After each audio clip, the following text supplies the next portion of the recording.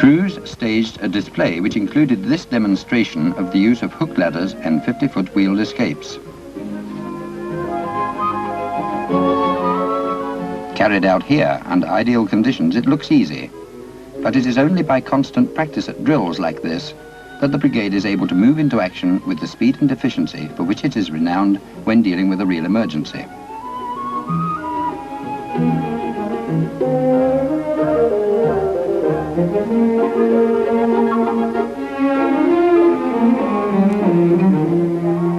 The display continued with a demonstration by a turntable ladder crew. Capable of extension to 100 feet, this is a combined rescue and water tower apparatus. The ceremony is over, but the work of the new station is only beginning as the appliances stand ready for when the bells go down.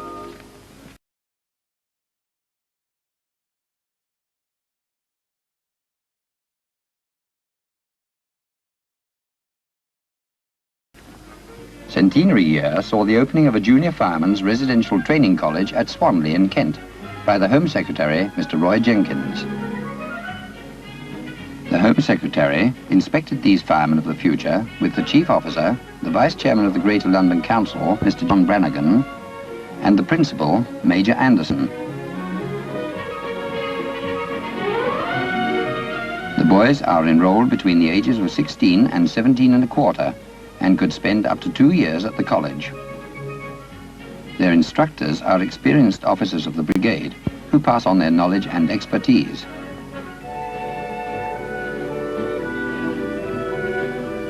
The Home Secretary marked the occasion by signing the Distinguished Visitors Book. Already 100 boys are in training, and eventually 450 will be studying at Swanley. The fireman of today requires a comprehensive knowledge of a variety of technical subjects, and the boys devote a considerable part of their training to these and to physical training.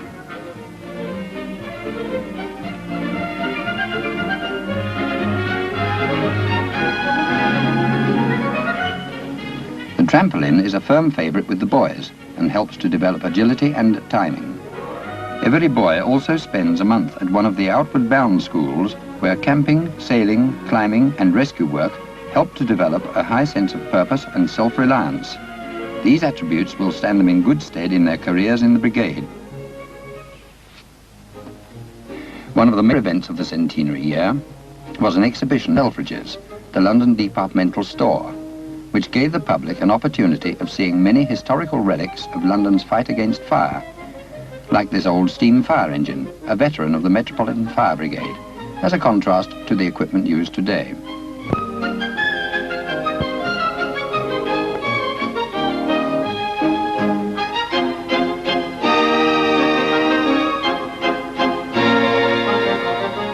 The exhibition was opened by Miss Alice Bacon, Minister of State at the Home Office.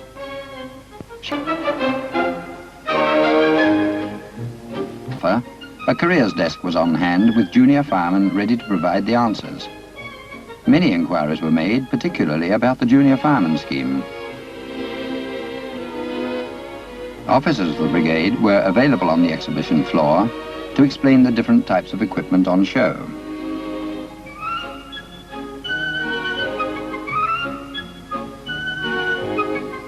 At the exhibition, visitors saw prize-winning posters designed and painted by school children as part of a national fire prevention campaign. The competition was held among London school children shortly before the exhibition, and many noteworthy efforts were entered. Practical demonstrations by fire prevention officers were also featured at the exhibition, and much valuable advice was given to visitors.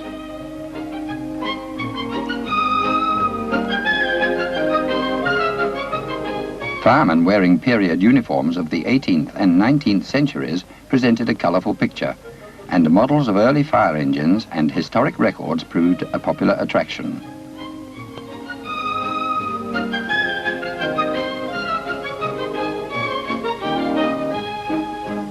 This old book records the decision in 1832 to form the London Fire Engine Establishment. Back to the present, visitors saw the types of protective clothing and equipment now used in the brigade. Communications are all important at major fires. The brigade makes extensive use of walkie-talkie radio sets in directing operations over large areas. Breathing apparatus enables firemen to work in dense smoke and rescue people overcome by smoke or fumes, or fight the fire at close quarters. At incidents involving industrial chemicals, firemen may have to enter buildings filled with fumes which are dangerous if they come into contact with the skin. This suit gives the fireman head-to-toe protection.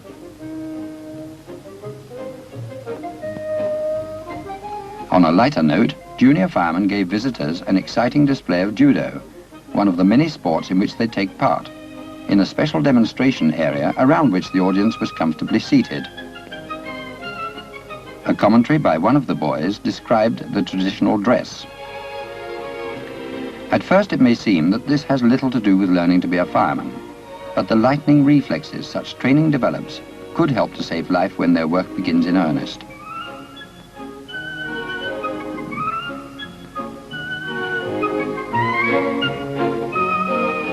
A knowledge of unarmed combat is always useful.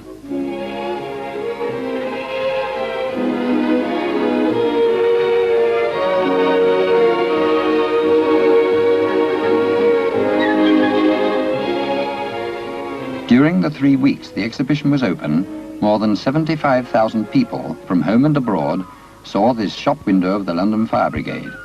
Visitors were also able to take a close look at one of the brigade's modern fire engines outside the store.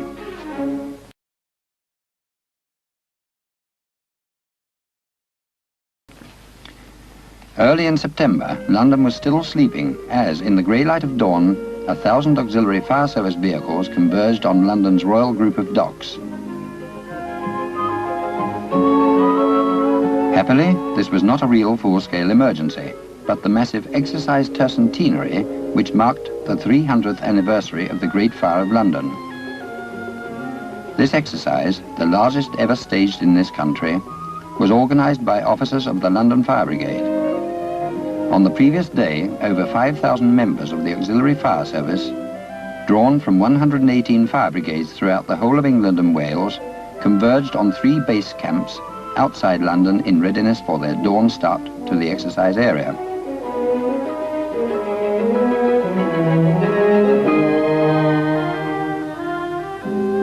The exercise extended over 2.5 miles of the docks, and it looks as if the auxiliary firemen have the situation well in hand.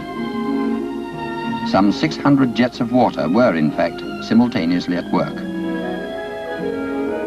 The Auxiliary Fire Service won fame fighting the fire raids of the Second World War, many of which were centred on the docks.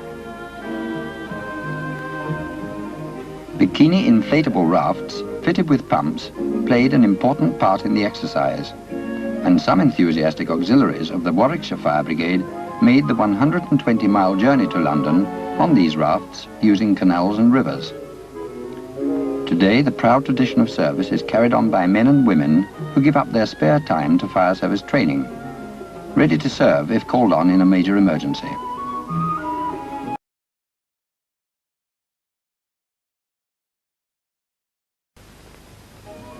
The finals of the brigade's annual pump competition were held at brigade headquarters despite the pressures of centenary celebrations. Divisional and command competitions had already been held to determine those crews competing in the brigade final. Bang on target, it looks easy, but that target seems awfully small when you're controlling a high-pressure jet and trying to make the best time. Hose had to be re-rolled and returned to a special point, and other equipment to the appliance before the drill finished.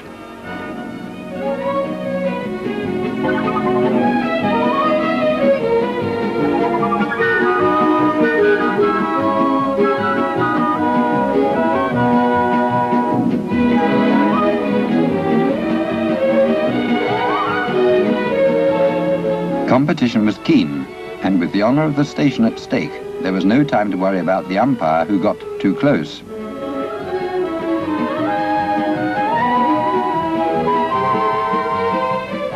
Speed and precision were the keynotes as teams brought jets into action and onto targets.